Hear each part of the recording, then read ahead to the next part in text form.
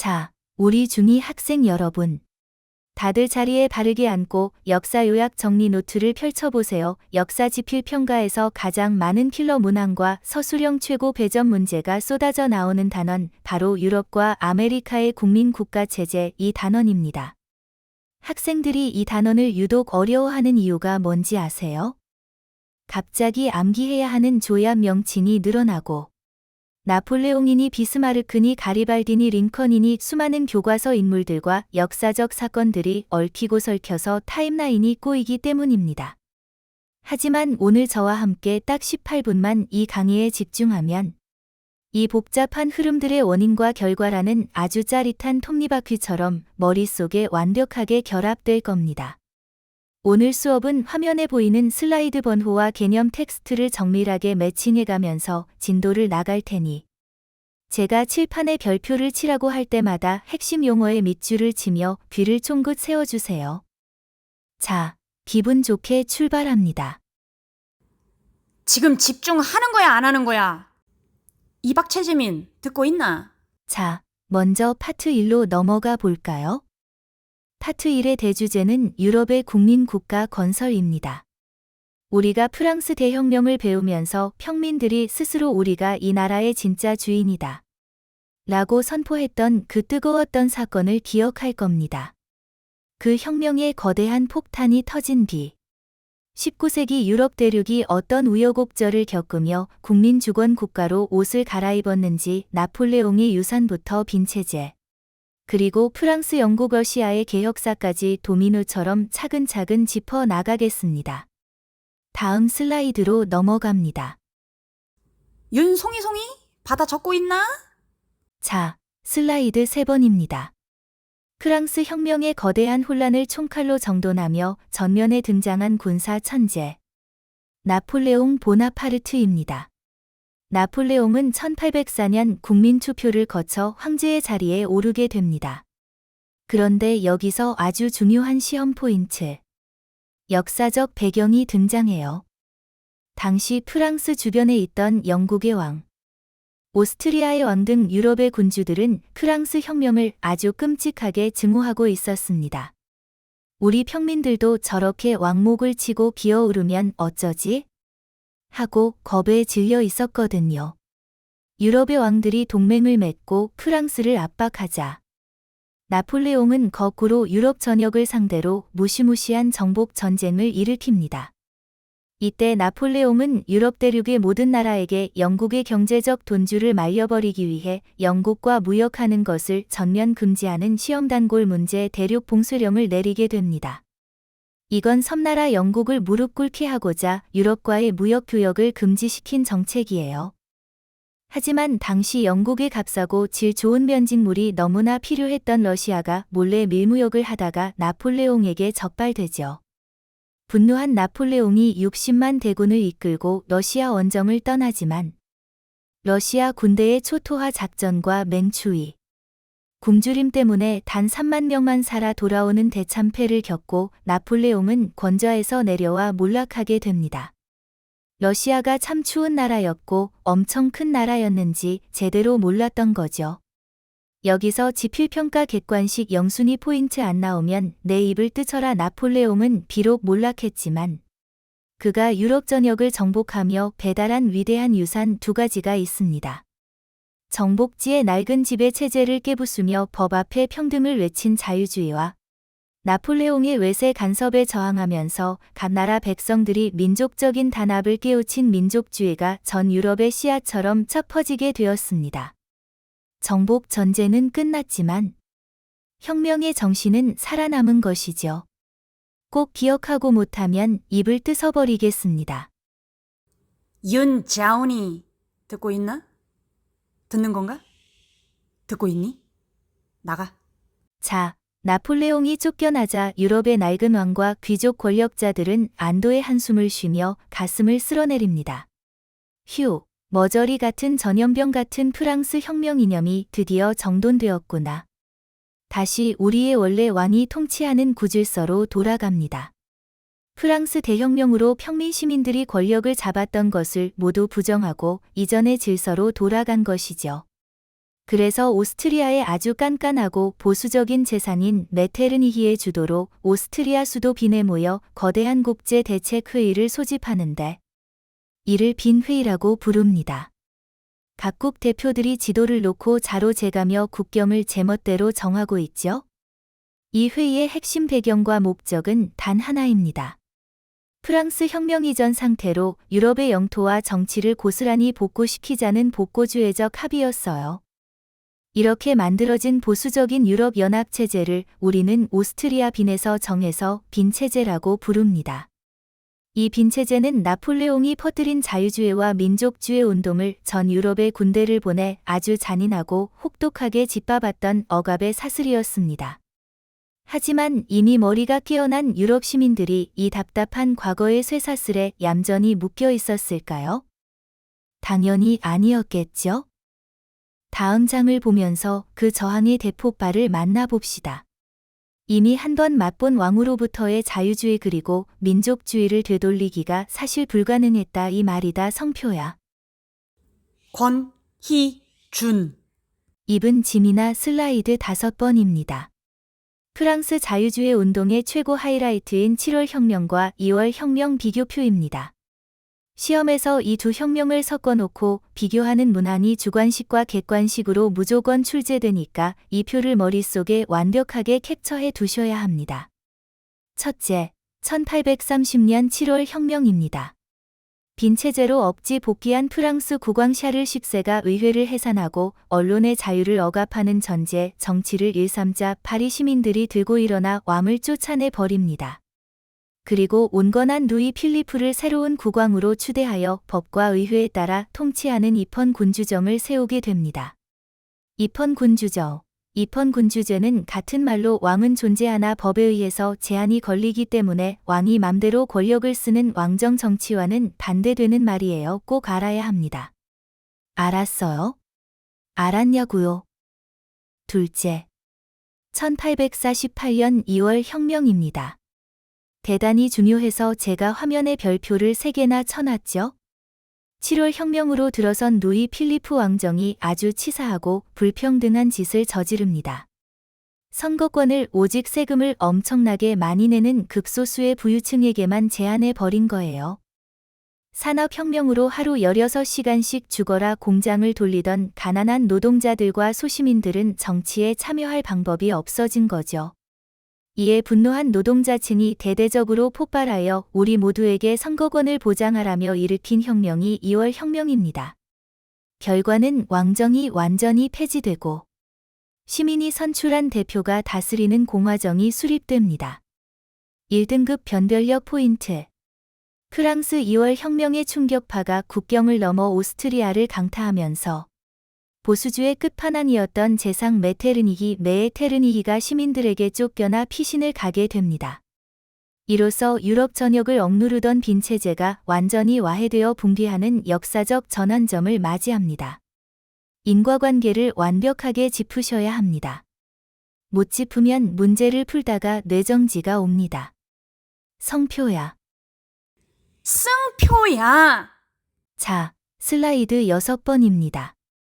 연하장 프랑스가 피비린내 나는 폭력혁명으로 자유를 쟁취해 갈 때 영국과 러시아는 어떤 개혁의 길을 걸었을까요? 먼저 영국은 이미 청교도 혁명과 명예혁명으로 왕정 정치가 무너지고 의회 민주주의의 기틀이 튼튼했기 때문에 피를 흘리는 과격한 혁명 대신 법과 제도를 차근차근 고쳐나가는 점진적 개혁의 길을 선택합니다. 1832년 선거법 개정으로 상공업자에게 선거권을 줬지만 여전히 노동자는 제외되었지요. 이에 분노한 영국 노동자들이 성인 남성 모두에게 보통 선거권을 달라는 내용이 담긴 인민헌장을 발표하고 서명운동을 벌이는데 이것이 바로 차티스트 운동입니다. 반면 서유럽보다 한참이나 경제적, 사회적으로 낙후되어 있던 러시아는 어땠을까요? 1825년 서유럽의 자유주의 맛을 본 젊은 청년 장교들이 농노제를 폐지하고 전제 정치를 타도하자고 외쳤고 전제 정치는 황제가 정치하는 제도로 왕정 정치와 같은 말이라고 보면 돼요. 데카브리스트의 봉기를 일으켰지만 황제의 군대에 철저히 진압당합니다. 훗날 위기감을 느낀 알렉산드르 2세가 1861년 농노 해방령을 전격 선언하며 개혁의 시동을 걸었으나 땅을 분배받지 못한 농민들과 지식인들의 불만이 폭발하면서 결국 황제가 암살당하고 러시아는 오히려 황제의 독재 정치가 전보다 훨씬 더 포악하게 굳어지는 안타까운 한계를 맞이합니다. 참 난리죠? 문희주나 보고 있지? 안녕, 우리 김치중길. 자, 이제 파트 2로 넘어가 보죠. 대주제는 이탈리아 발전 그리고 독일 통일과 아메리카입니다. 프랑스 2월 혁명으로 전 유럽을 억압하던 빈체제의 쇠사슬이 완전히 부서지자 그동안 수많은 소국으로 조각조각 찢어져 외세의 간섭을 받던 이탈리아와 독일 지역에서 우리 민족도 이제 하나의 강력한 통일 국가를 세워야 한다는 민족주의 통일 운동이 폭발적으로 일어나게 됩니다. 바다 건너 라틴 아메리카와 미국에서도 거대한 피해 역사와 함께 연방 통합의 길로 도약하는 거대한 역사가 진행되죠. 다음 슬라이드 장전합니다. 출발. 유나짱? 또 자고 있는 거 아니지? 어? 적고 있어? 받아 적고 있냐고. 졸고 있는 거 아니냐고. 휴대폰 하는 거 아니냐고 지금. 슬라이드 8번입니다. 신흥 강대국으로 거대하게 도약한 두 나라의 통일 과정을 정리해 보겠습니다. 시험의 영웅들의 매칭 문제로 정말 자주 나와요. 안 외우면 성적도 작살나요. 먼저 이탈리아는 매력적인 삼총사가 활약했습니다. 통일 사상을 불어넣은 청년 이탈리아당의 마치니, 똑똑한 외교 전술과 산업 지능으로 오스트리아와의 전쟁에서 승리하여 이탈리아 중북부를 통합한 재상 카브르. 그리고 이 통일의 마지막 활용점점을 찍은 인물이 바로 가리발디입니다. 가리발디는 자신이 조직한 의용군인 붉은 셔츠단을 지휘하여 이탈리아 남부 지역을 무력으로 싹 다 점령해 버립니다. 자신이 남쪽의 왕이 될 수도 있었지만 가리발디는 이탈리아 통일이라는 민족적 대의를 위해 정복한 모든 남부 영토를 사르데냐 국왕에게 조건 없이 기증하는 위대한 결단을 내립니다. 덕분에 1861년 이탈리아 왕국이 선포되며 통일이 완성되죠. 반면 독일은 아주 굳건하고 터프한 길을 걸었습니다. 그 당시 독일은 같은 민족이긴 했으나 수많은 국가들로 쪼개져 있었어요. 그중 가장 잘 나가던 프로이센의 재상인 비스마르크가 독일 통일을 주도했는데 비스마르크의 역사적 배경하면 무조건 시험 지문에 나오는 명대사가 있죠. 독일의 통일은 말장난이나 다수결로 해결될 수 없다. 오직 철과 피, 즉 강력한 무기와 전쟁으로만 가능하다. 라는 철혈 정책입니다. 철혈 정책이 안 나오면 내 목을 쳐라. 비스마르크는 의회의 반대를 힘으로 찍어 누르고 강력한 군대를 기른 뒤 통일을 방해하던 오스트리아와 프랑스를 차례대로 전쟁에서 격파하며 마침내 1871년 독일 제국의 탄생을 전 세계에 선포하게 됩니다. 송아야 어려운 거 없지? 팔라팔로미 가자 이그조 레츠기리. 자, 슬라이드 9번. 라틴 아메리카 지도를 주목해 주세요. 라틴 아메리카는 오랫동안 에스파냐와 포르투갈의 잔혹한 식민 지배를 받으며 고통받고 있었다 하지만 미국과 프랑스에서 들려온 혁명 소식이 이들의 가슴에 독립의 불꽃을 지폈습니다. 가장 먼저 불꽃이 튄 곳은 프랑스 식민지이자 사탕수수 농장의 지옥이었던 아이티였습니다. 노예 출신의 위대한 지도자인 투생 루베르튜르가 중심이 되어 봉기를 이끌었고 프랑스 진압군을 격파하며 1804년 세계 최초의 흑인 노예 공화국이라는 기적적인 독립을 성취합니다. 이어 남미 대륙에서는 볼리바르와 산마르틴 등의 독립 영웅들이 해방자로서 활약하며 에스파냐 세력을 전면 축출해냅니다. 여기서 독립을 가속화한 국제적 배경 2가지. 밑줄 치세요.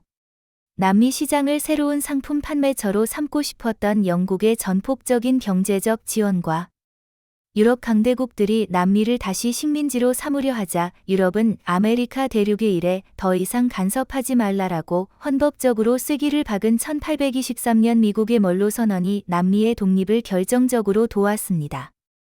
준기라 이게 왜 중요하냐면 미국의 멀로 대통령이 어이 유럽 얘들아 아메리카 대륙에 간섭하지 마 우리도 너네 일 간섭 않다고 했지만 숨겨진 의미는 라틴 아메리카 즉 남미가 유럽 지배에 있다 보니 남미에 대한 미국과 영국의 영향을 높이기 위한 목적이 더 컸어요. 왜냐하면 남미에는 미국과 영국의 식민지가 없었으니 이제 우리가 남미를 지배하겠다 이 목적이에요. 여기서 크리오요는 본국 출신 유럽 백인 아니고 백인은 백인인데 식민지에서 태어난 유럽 백인으로 본국 출신 유럽 백인에게 차별을 당하다 보니 이 사람들이 오히려 자신의 입지를 확대하고자 라틴 아메리카의 독립을 선동했어요. 라틴 아메리카 독립 이후에도 식민지 대지주 출신인 크리오요 계급이 여전히 권력을 독점하고 빈부격차가 지속되어 군부 독재가 반복되는 아쉬운 한계가 있었습니다. 지금 집중하는 거야, 안 하는 거야? 자, 지무마 보고 있지? 슬라이드 10번입니다. 아메리카 대륙의 또 다른 거대한 내전. 1861년부터 4년 동안 벌어진 미국의 남북 전쟁 배경입니다. 미국은 영토가 서쪽으로 비약적으로 커졌지만 남쪽 주들과 북쪽 주들의 경제와 사회 구조가 너무나 달라서 충돌하게 됩니다. 이 비교표는 시험에 100% 출제되는 표니까 눈에 꼭 담아두세요. 결론을 먼저 말하면 미국은 내전 남북전쟁의 결과 비온 뒤에 땅이 굳는 것처럼 발전을 하게 된 계기가 되었으나 남부의 면화 대농장 지대는 농사를 짓기 위해 흑인 노예 노동력이 절대적으로 필수적이었습니다. 그래서 노예제 확대에 적극 찬성했지요. 그리고 수확한 면화를 영국에 세금 없이 자유롭게 수출해야 하니까 자유무역과 각주의 자치권을 존중하는 지방 분권을 주장했습니다. 반면 공장이 들어서서 기계를 돌리던 북부의 상공업 지대는 공장에서 일해줄 자유롭고 저렴한 노동자가 필요했습니다. 그래서 노예제를 도덕적으로나 경제적으로나 강력하게 반대했죠. 또한 자국의 미약한 공업 생산품을 보호하기 위해 수입품에 높은 관세를 때리는 보호무역을 원했고 법을 강력하게 집행할 연방 정부의 강화를 지지했습니다. 이 완벽히 대립하는 남부와 북부의 산업 구조가 형제끼리 피를 흘리는 거대한 비극의 도화선이 된 것이죠. 자, 슬라이드 11번 타임라인을 보면서 전쟁의 전개 과정을 마스터해 봅시다. 미국 남북전쟁 정말 중요하니 꼭꼭꼭 꼬꼬열차 1860년. 노예제 반대를 전면에 내세운 에이브러햄 링컨이 미국의 대통령으로 당선되자 위기감을 느낀 남부 7개 주가 연방을 탈퇴하여 선전포고를 하면서 1861년 남북전쟁의 총성이 울립니다. 초반에는 훈련이 잘 되어 있던 남부군 장교단에 밀려 북부군이 고전을 면치 못했어요. 이때 전세를 완전히 역전시킨 링컨의 위대한 신의 한 수가 1863년에 터집니다. 바로 노예 해방 선언입니다. 이 선언으로 인해 이 전쟁은 단순한 땅싸움이 아니라 인간의 자유를 해방하는 성스럽고 인권적인 전쟁으로 성격이 완전히 바뀌게 됩니다. 남부 농장에서 탈출한 수십만 명의 흑인들이 북부군에 입대했고 남부를 경제적으로 지지하려던 영국과 프랑스도 노예 옹호 국가를 도울 명분이 사라지며 남부의 손을 놓게 됩니다. 결국 거대한 생산력을 갖췄던 북부군이 1865년 최종 승리를 거두며 연방의 연합을 지켜내게 됩니다. 내전이 끝나자 미국은 엄청난 통합의 속도를 냅니다. 1869년 세계 최초로 대륙 횡단 철도를 완전히 개통해 전 국토를 거대한 단일 시장으로 묶었고 풍부한 자원과 폭발적으로 유입되는 이민자들의 노동력을 흡수하며 19세기 말 세계 최대의 공업국이자 초강대국으로 우뚝 서게 되었습니다. 지금 집중하는 거야, 안 하는 거야? 자, 여러분. 오늘 아주 길고 방대한 유럽과 아메리카의 국민국가 형성 과정을 20분 가까이 한치의 오차도 없이 일목요연하게 정리해 보았습니다. 파이널 체크 화면을 보면서 오늘 집에 가기 전 머릿속에 무조건 넣어야 하는 핵심 기둥 3가지만 소리내어 복습해 봅시다. 첫째, 7월 혁명의 결과는 이펀 군주정. 2월 혁명의 결과는 공화정 수립과 빈체제 완전 붕괴라는 점. 둘째, 이탈리아 통일의 가리발디가 보여준 눈물겨운 영토 헌납 서사와 독일 비스마르크의 터프한 철혈 정책을 매칭할 것.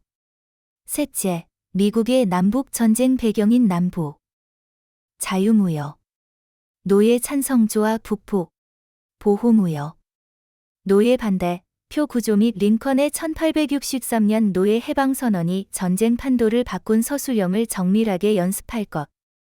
이 세 가지 기둥만 꽉 잡고 있으면 기말고사 시험지에서 어떤 변형 문제가 나와도 1초 만에 답을 골라내어 역사 만점. 1등급의 영광을 거머쥘 수 있습니다. 수고했고 오늘 시험 치고 집에 갈 거니 준비하세요. 레츠 기리시다.